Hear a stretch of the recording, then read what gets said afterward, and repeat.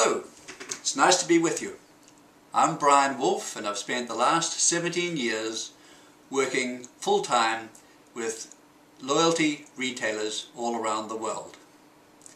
One of the biggest questions I get is, what makes a loyalty leader? And that's what I want to talk about today. I'll use three examples, three of my favorite leading companies. A huge company, Tesco in the United Kingdom. They began with a 1% rebate program, and when they sent out the rebate every quarter, they had it surrounded with targeted offers for the customer. Over time, they evolved the program so that last year they doubled the rewards to a 2% program, and at the same time they expanded the way you could redeem your vouchers that you received from them. A £2.50 voucher could be redeemed with companies' offers outside of Tesco. And then just only last month, they introduced a test for a 3% program. What they were doing is putting more and more value on their point of differentiation. My second favorite company, a regional food retailer in Massachusetts, Big Y. They began their loyalty program with two-tier pricing. If you presented your card, you got all the specials in the store at the lower price. Without a card, you got none. And then, after a year or two, they introduced tokens or coins, 4 different colored coins, which they gave to customers when they checked out. The customer did not know how they earned the coupon or the coin, they just had it given to them. The store obviously had worked out that a good customer would get gold coins and a middle customer would get blue coins and so on.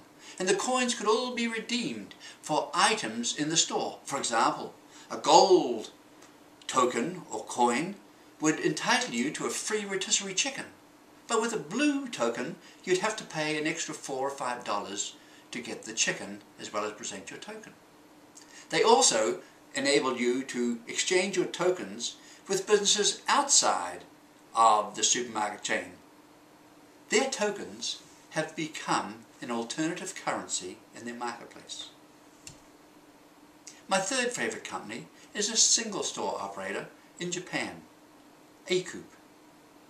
When they started their first program, which was the standard 1% rebate program, they found it didn't do anything at all for them. They had the weekly advertising and the program. So they decided to really get involved in loyalty, and they scrapped their weekly advertisement and went to in-store specials. At the same time, they moved their points from 1 point per 100 yen to 1.5 points per 100 yen. And on the 15th and 25th of the month, you got 5 times that value. So in other words, you got 7.5 points on every 100 yen you spent on those 3 days.